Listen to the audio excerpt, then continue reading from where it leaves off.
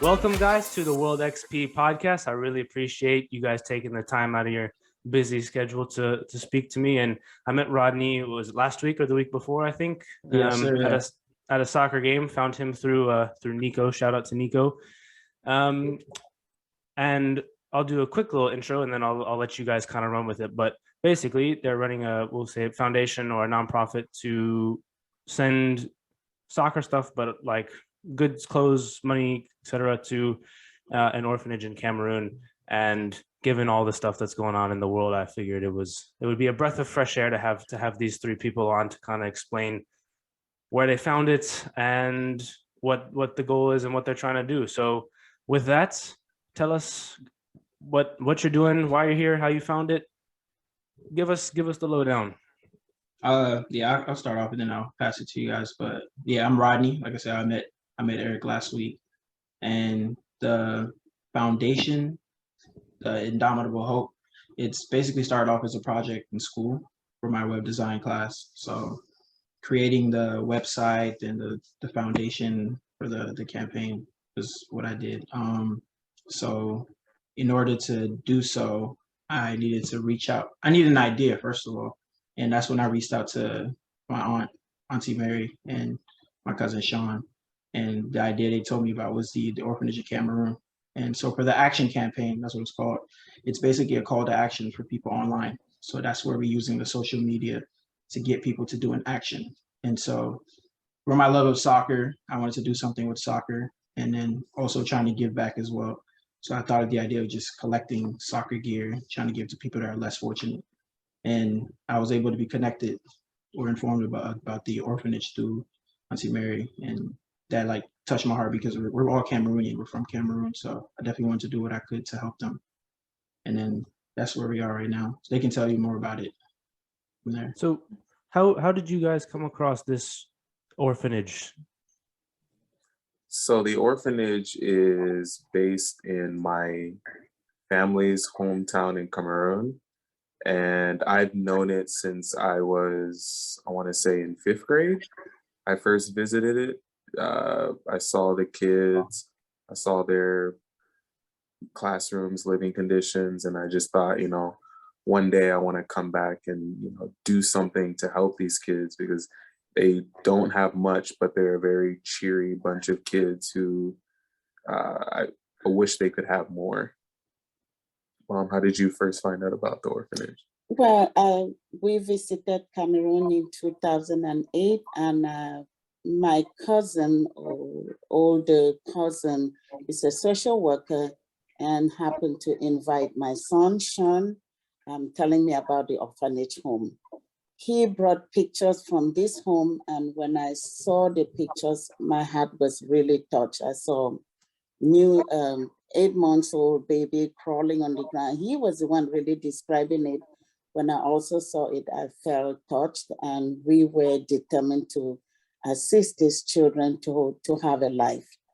So we started supporting, and it looks like there was a need more for these children, for more children to come in.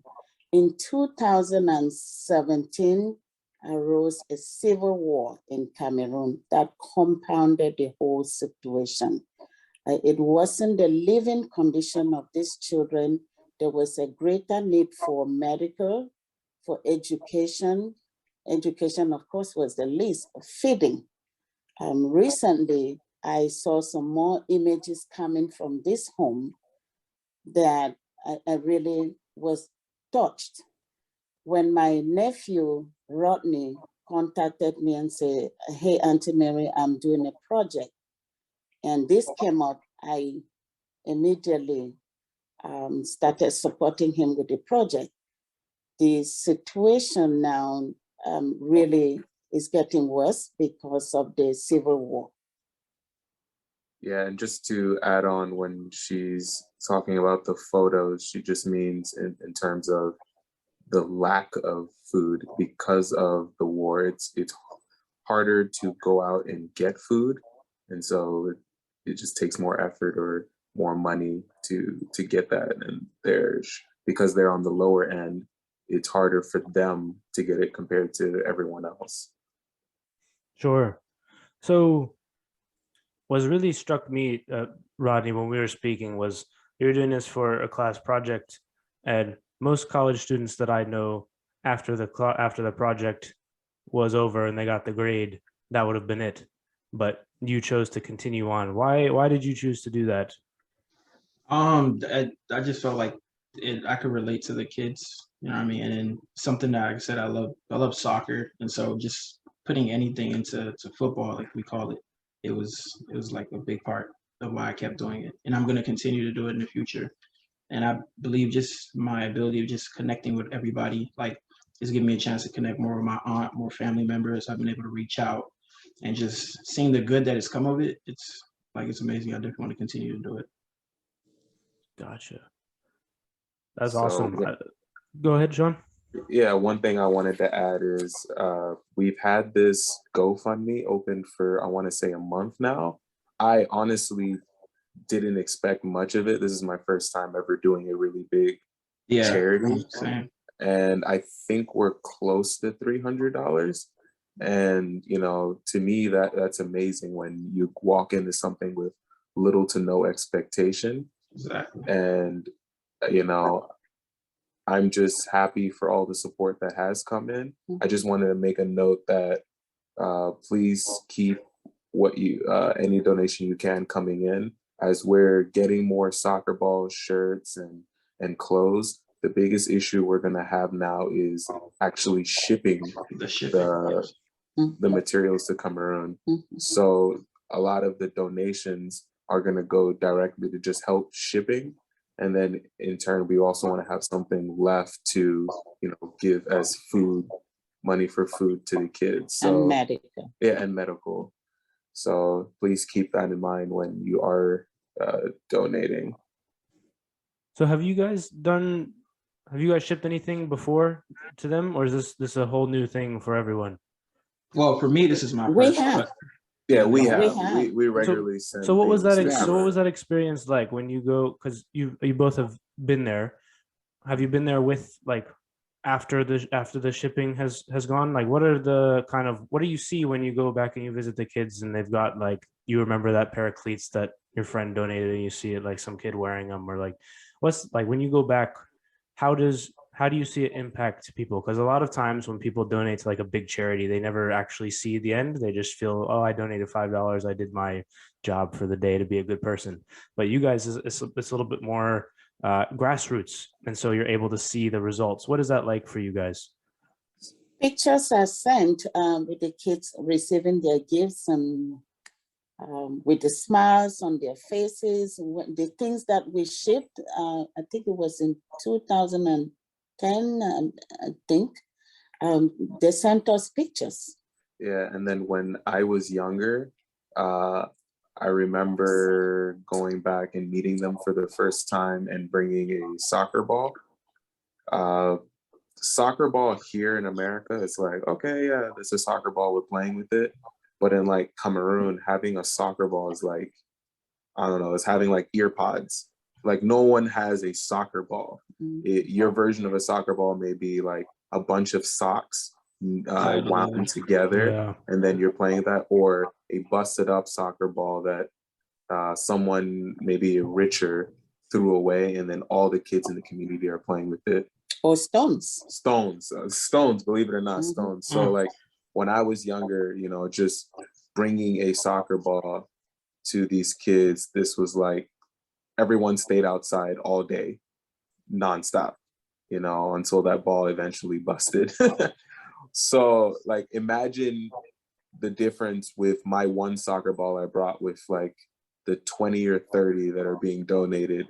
Now the kids will have a feeling like they're normal, which is what I really want to give to the kids, is that you know, they're normal. They have what the rest of the world has. And I really appreciate what has been given so far, because that's what you're giving to a lot of kids who are living in situations that are unfair compared to what we have, is that they'll be normal.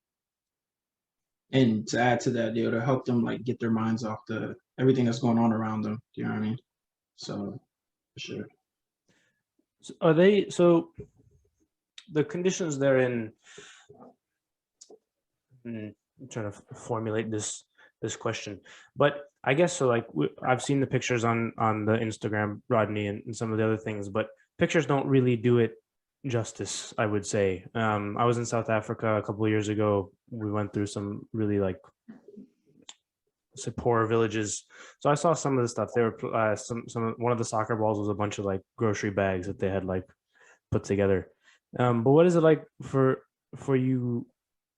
Like, can you describe some of the conditions? Obviously, you don't need to go into too much detail if it gets graphic or anything. But what are the conditions like there for them? So, because people here just like they'll see a picture and they don't actually understand like on the ground what it's really like to not have running water, to not have any of these things that we take for granted on a daily basis. On a health perspective, I've had pictures. Actually, I adopted 3 kids there that I'm supporting. When I saw one of the pictures, they're prone to skin diseases. And the hair was just chopped up with skin problems. And their treatment, they have a garden where they plant leaves, some grass. That's how they treat the skin disease. If they can't have any medical attention, they do their own traditional herbs Yeah. to treat this skin condition. They're very, very prone to skin conditions. And we do have those pictures coming in. Yeah, when I was younger, they had told me when I had gone and seen the garden, it's a real garden with herbs.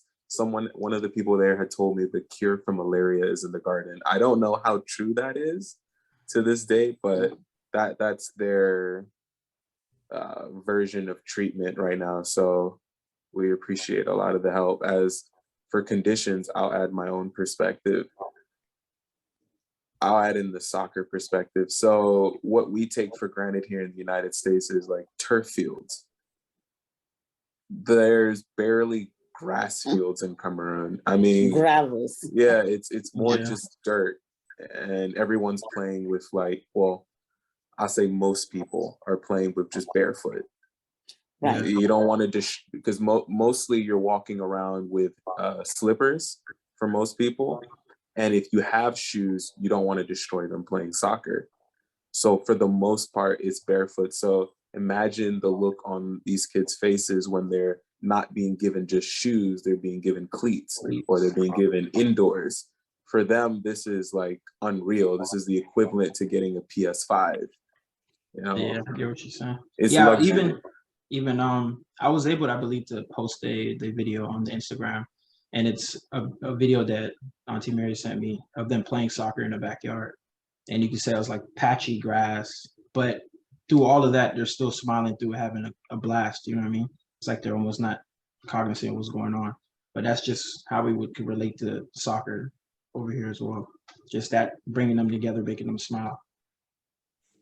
I've noticed that often, like I said, when I was in South Africa, people seemed happy there, even though they didn't have all the nutty things that we have here. Why do you guys think that is? It's a simple life, I guess. I mean, I don't think you need material things. I don't think you need a lot of things to be happy. You know what I mean? I think you just need people that care about you and love you around you, and then their kids as well. So as long as you have other kids around you, you can make work of anything. You know what I mean? What do you guys think? For my own experience, I'll say I think a lot of it comes from the difference in our culture, where in America, because of the things that keep us busy to make money to have material things, we don't spend as much time with each other. Exactly. Their jobs may be like selling biscuits with each other or doing market. So like there's a lot of like togetherness. So that might, in my opinion, to me, my own experience was because I was working with my family, I was happier versus like you're in America and you work with completely new strangers and maybe somewhere 30 minutes away from your house. Another thing is these kids know they don't have it. They don't have any source of having it. So they have to be content with what they have. and yet they want to work hard. I'm talking from that background, how I grew up. I grew up with cousins whose fathers had, but my father didn't. But I knew that I need to work hard to get there. Sitting back to be crying, looking at what they had made no sense. I can't have what they have. So I have to be content with what I have. To add to that, I was able to read something that I believe Sister Ann, as at the orphanage, she said what they like to teach there, the educational part of the garden is just optimistic thinking with the kids. They don't want them to be thinking negative just because they're in a bad situation. They should just give up. Now they want them to think positive, that they can become doctors, become Yes. like teachers, also help other kids in that situation as well. So I like that as well. That's how they help the kids, like stay afloat in that situation. Yeah, for sure. So speaking of doctors specifically, and we touched on the medical stuff that they have or don't have already. Since they don't have the infrastructure that we have in terms of donations specifically, like what sort of things would they be looking for? Because there's some stuff that like electricity, like if it requires electricity, might not work there. So what sorts of things would you guys recommend if people had extras lying around of whatever it would be? Clothes, shoes, toys that may need batteries. Okay, that's fair. Yes. Battery powered toys. Battery powered, yeah. Also probably medical equipment. Yeah.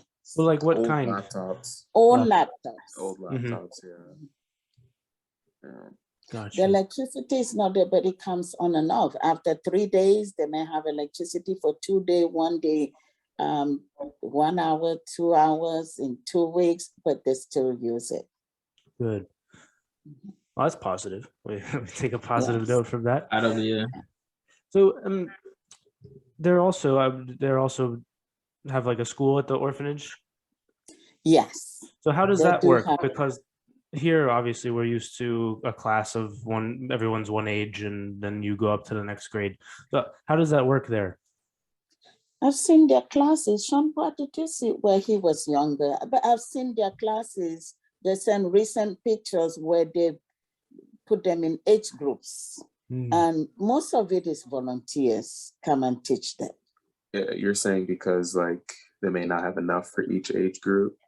Well, just how it might work. I don't know the makeup of the ages who are there, who's not there. Right, it's very easy. There's enough people here to split up amongst. Okay, maybe this is an advanced math class or not advanced math class, but they don't have probably the luxury to have, whether it's the teachers who, right? You said they're volunteers, so maybe they don't have there will be gaps. Whereas it's here, not as structured. Yeah. No, it's not structured. They just know if you're this age to this age, you're supposed to be in kindergarten, whether you're comprehending it or not. Kindergarten volunteer teacher comes in, and from this age to this age, they just put them in age groups. And they try to give them the and best. they try, right. So are they in terms of educational books then as well? Is that something that you guys would be looking for as well? Yes. Yeah, for sure. Gotcha. I think that was But something. for now, we really need health and feeding. So what would you need for Clothes. For Clothes. health is money. Is Yes. Yeah. Money. Feeding is money. Clothes. Yeah. And clothes. Yes. All right. Toys, educational toys. Battery powered, of course. Yeah, Yes. educational battery. All right. powered. So I want to move on a little bit to Rodney and your kind of, well, I guess all three of you, but what's the goal for this long term? Because you must have thought in your head after the class was over and you were going to keep doing this. Like, okay, is there going to be a stopping point? If so, what's the stopping point? What are my goals? That sort of thing. Do you want to turn this into something bigger and like continue it, do it as an annual thing, or kind of what's your thoughts on that? Yeah, well, first, I mean, obviously the most important is helping the children that are there, but just from the turnout, the events that I've had recently, it's getting us together. I mean, come on, after going through COVID and we were all separated, something like just getting us together to play soccer together. A lot of people after the events have come up to me and was like, wow, this is really fun. I enjoyed coming out here and playing, especially at a high level with the guys that I haven't seen in a while. And so something like this, especially like when we have breaks and stuff on the soccer part. But as far as the foundation, I definitely want to continue it for as long as I could with Sean's help. We've talked for a while, even before I've done a project like this. Like you brought up the turf part of how they don't have turf in Cameroon. We wanted to be able to raise enough capital to maybe one day go back and build a soccer field there and even start an academy or something like that of that sorts when things are cooled down. And so this is just a start of that dream we had when we were younger. You know what I mean? So we want to continue doing this. It's just a start for sure. And we have, from what I've seen, we have the support in the short amount of time we'll be able to do to like continue this going. Yeah, and the funny thing is, like, even before Rodney had brought this up, me and my mom been Yes. debating when to go forward with our own charity. Charity. Yeah. So it just became like a final piece when Rodney said, "Oh, I already did it." So we've been wanting to start one like legally and have all of that paperwork done, and then having him already do a majority of the work makes that easier in the transition for next year. And I've been supporting these kids since 2008. So yeah, so they've already laid the groundwork, like you said. So I was just able to, like I said, with the action campaign, push it to social media and try to garner as much support as we can, and then we'll move forward from there. Yeah, definitely bigger stuff down the line, but it's just a start. And definitely appreciate it for like giving us this platform to speak about it. Of course, that's why I'm here. You know, that's why I'm here. Mary, you must be very proud of Rodney when you found out that he was going to try and do this. I am very proud of. What were your feelings when you? What were your feelings when you found out that Rodney was going to go ahead and start this and all Sean's work that he's done? I can tell you, like nephew, like auntie. I mean, it just. I can't even express it because I think I raised them. His mom raised them. We all raised them together. So it's really confirmed the fact that we raised them with love for one another to work like a family.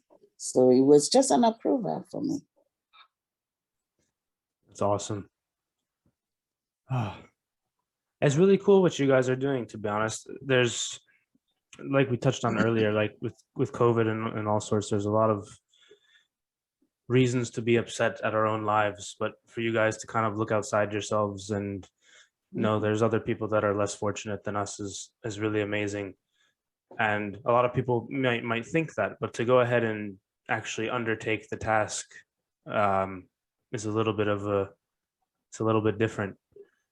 Have you guys had any roadblocks in doing this, whether it's like legal stuff or people around saying like, oh, that'll never work, like why would you bother, and anything really, or has it been just a lot of support the whole way, or both? Personally, yes, I have encountered a lot of roadblocks. And these are the roadblocks since the war breakout. Most adults have spent so much supporting those that are in prison, political prisoners. So when I send out this site, it's ignored. Not because the people don't want to contribute, but they're overloaded. We are overloaded with people who have been killed because of the civil war. We are supporting them, those in prison, those in the hospital. So people from my area, they're already overloaded and they cannot contribute for this project. As far as for me, roadblocks is, I mean, it's pretty simple, but it's just the reaching out to everyone. Like not every text that I sent was like, they responded to it, or every organization that I wanted help from, they didn't always respond back. But I reached out to enough people where I was able to, like I said, set up the events with like Alexandria Soccer and all these other soccer teams that I was able to partner with. So just the reaching out part, getting used to that. Maybe like they wouldn't respond to you or something like that. But other than that, it's been, once we did get people together, the support has been tremendous. So yeah. Sean, how about you? I guess the only roadblock would be more of myself actually asking people to join a project on with me. I'm used to just doing it. Like I just donate. I'm not used to inviting a whole community. So like when I had asked I'm an academy coach. So when I had asked my parents to join in, I was surprised to see that they all immediately joined in and a lot of them did donate almost instantly. So not a huge roadblock, but I Yeah, guess it's the first stepping stone in a charity journey. exactly. It's like putting yourself out there and then just Yeah. hoping they'll, you know what I mean, they'll reciprocate. And we were lucky, we're fortunate enough that a lot of people did. So we're happy. Yeah, about that. because the reality of it is, in my head, I look at it as my family in Cameroon that needs help, and everyone may not care because you could say easily there's problems here in America, so I'm going to focus on that, and I wouldn't be mad at you. This is more of a personal thing to me. So I guess I appreciate everyone who's supported so far. For sure. And like, want to add on to that, it's a lot of my audience too, or the people that I know, we're in college or so, they might not have a lot to give, you know what I mean? So that's why I understand that part.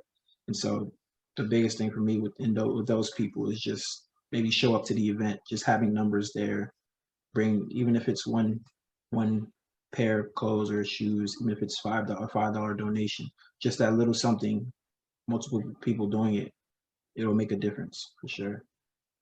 Yeah, definitely. All right, couple more questions, and then it's getting a little bit late, and we can wrap this up. But is it difficult to keep everything organized, like when you guys get the donations? Because I'm sure you get them in all manners of formats and boxes and bags and cash, a little bit of cash here, a Venmo here, a GoFundMe here. Has it been difficult to kind of keep everything organized? Has it been not?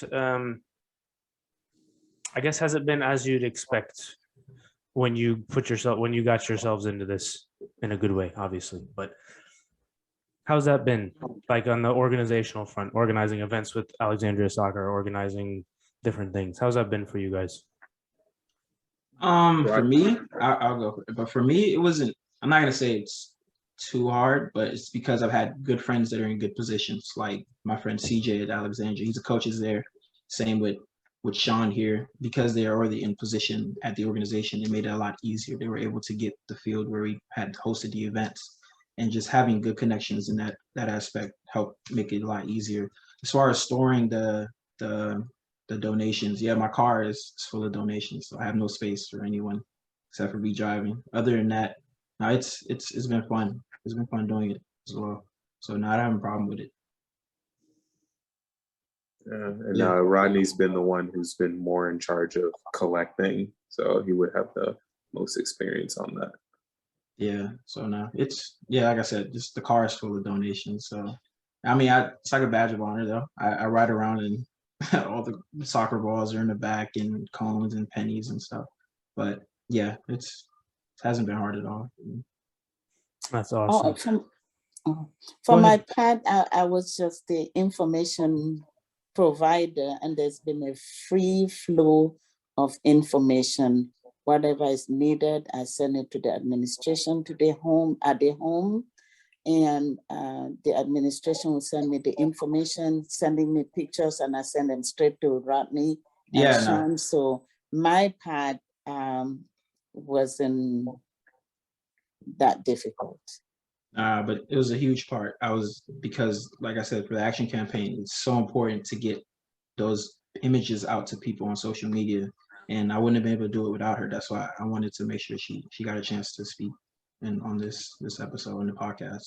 So yeah, all the pictures you see on social media, it was through her. I was able to get it from her. So yeah, definitely big thanks to that. That's awesome. I know, when do you, so for this year, when do you guys ship the stuff out, or when do you guys travel out there? Are you guys traveling, Sean? No, No, No. it's very unsafe. it's very Yeah. unsafe. Yeah. As a matter of fact, America has issued an advice for it's a no-go zone.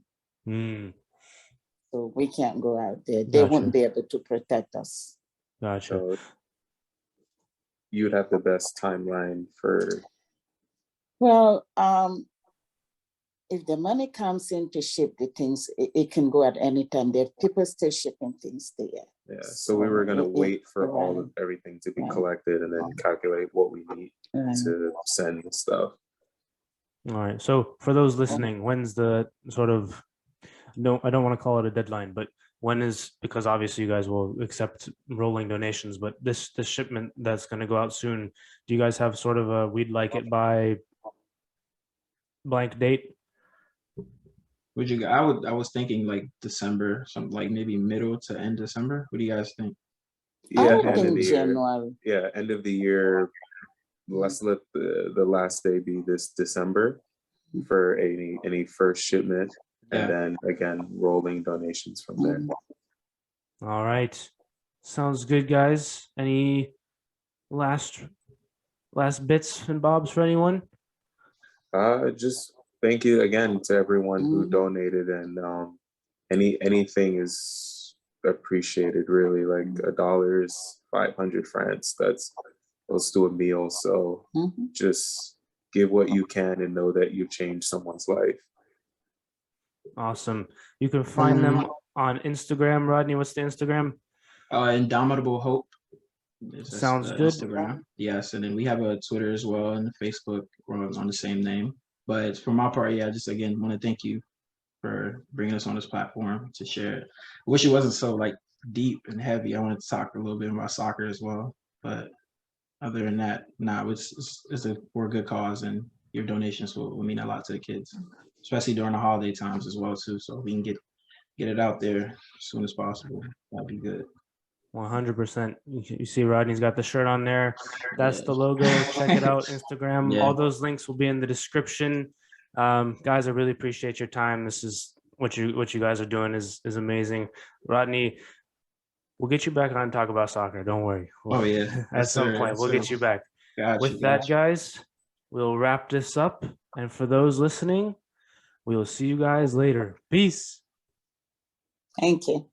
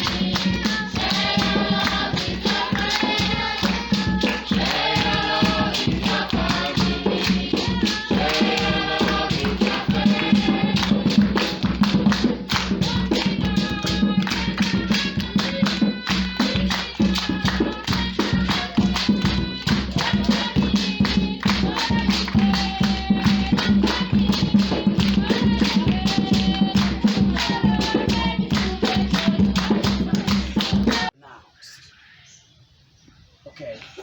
Because in some situations, you find someone pronouncing ah as pronouncing as pronouncing as or pronouncing as